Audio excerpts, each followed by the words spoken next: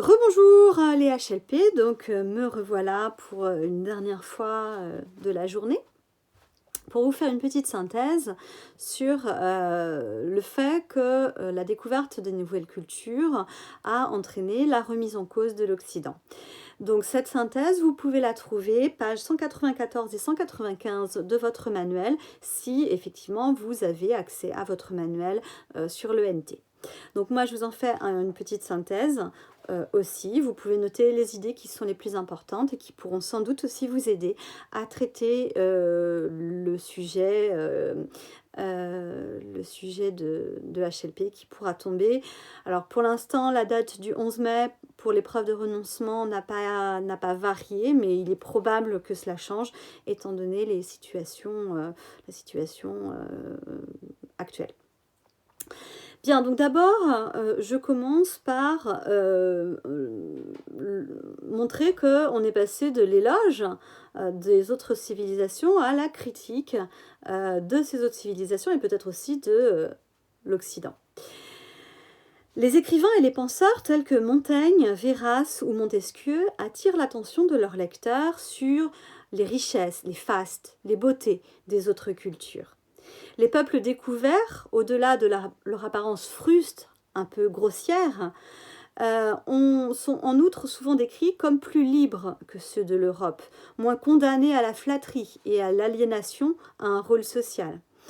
Le regard porté sur d'autres cultures, au-delà de l'éloge, est aussi un moyen de blâmer la culture à laquelle appartiennent les écrivains et les penseurs. De nouveaux genres apparaissent aussi au service de la réflexion critique. Adopter le point de vue d'un autre peuple, ça permet de montrer que la raison est un outil universel que tous les hommes possèdent. Un observateur étranger, n'étant habitué ni aux mœurs ni à l'organisation de la société à laquelle il est confronté, en donnera une description naïve, affranchie des idées reçues dans cette société. C'est pour ça qu'on a par exemple les lettres persanes de Montesquieu. Le changement de point de vue favorise la dénonciation des injustices d'une façon qui les rend plus caricaturales ou même amusantes.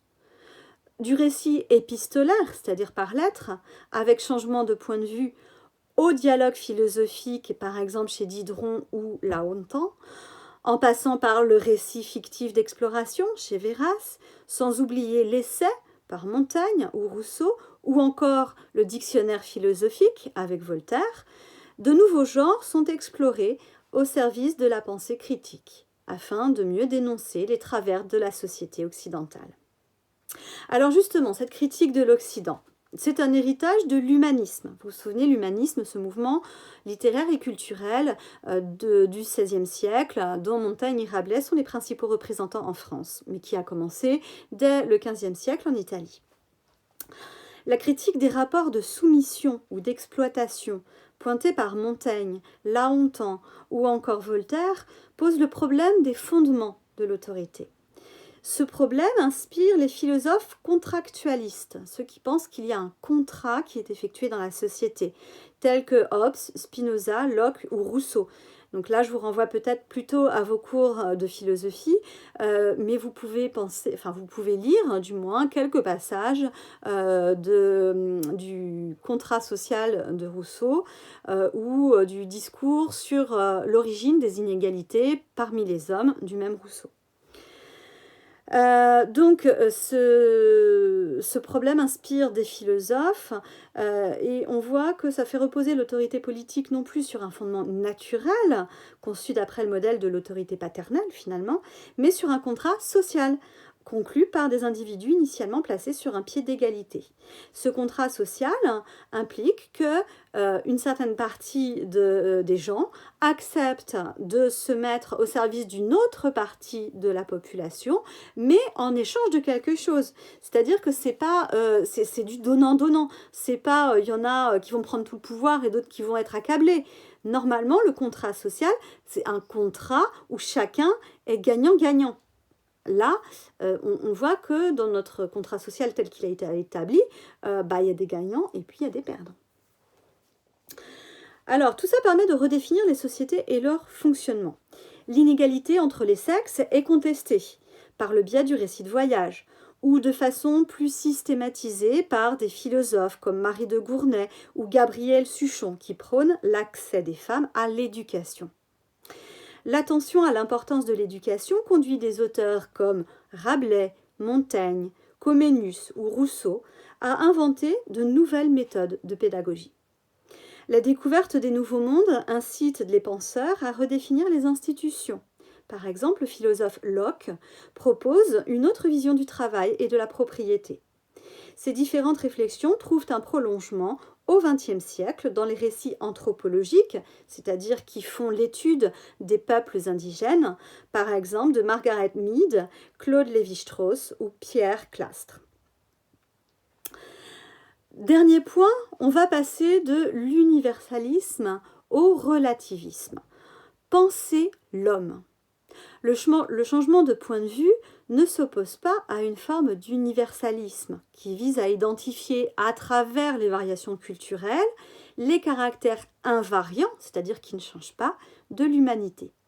Montaigne et Rousseau espèrent en effet parvenir, par l'observation des autres cultures, à développer et faire progresser l'étude de l'être humain en général. Ils prennent alors conscience des obstacles intellectuels, en particulier l'ignorance et les préjugés, qui empêchent les Européens de comprendre les manières de vivre des habitants des Nouveaux Mondes.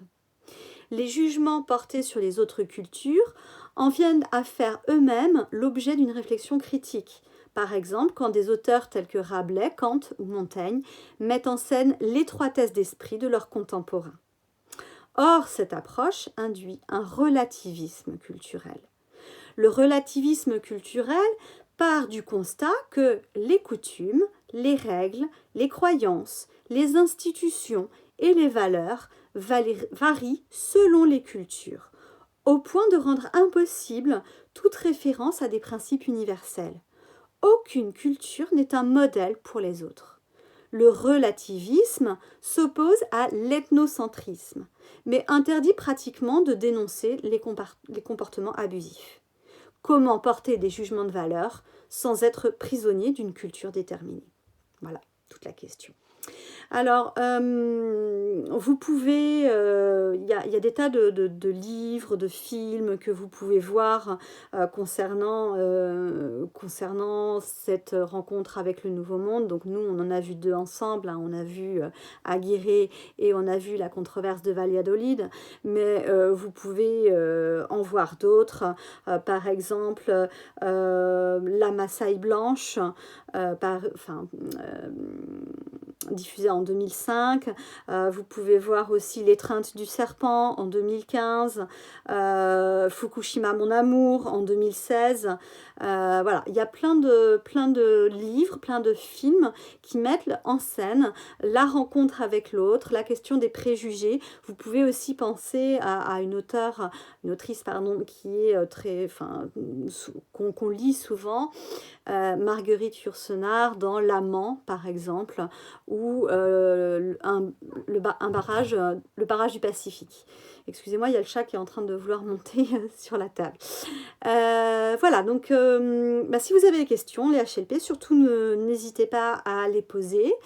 Révisez bien. Alors je vous signale d'ailleurs à ce sujet que sur internet vous pouvez trouver la banque de sujets que propose l'Éducation nationale pour les épreuves de 3C et pour les épreuves de renoncement dans la spécialité, la troisième spécialité, celle que vous n'allez pas garder l'année prochaine. Donc je vous invite peut-être à regarder un petit peu le type de sujet parmi lesquels les professeurs, donc nous, allons choisir pour ces épreuves de renoncement. Et je vous rappelle que vous avez à la rentrée, dès que nous pourrons nous revoir, une évaluation de 2 heures en concertation avec Monsieur Jolin sur la rencontre avec l'autre. Je ne peux que vous inviter à essayer de répondre peut-être aux questions de philosophie qui suivent les textes que nous avons faits et pour lesquels vous avez déjà traité les questions de littérature, et peut-être de les envoyer à Monsieur Jolin via l'ENT pour qu'il puisse vous donner son opinion. Voilà, je vous remercie et je vous dis maintenant d'essayer de passer du moins de bonnes vacances en espérant que tout le monde se porte bien chez vous et que personne n'est malade. Bonne journée, au revoir.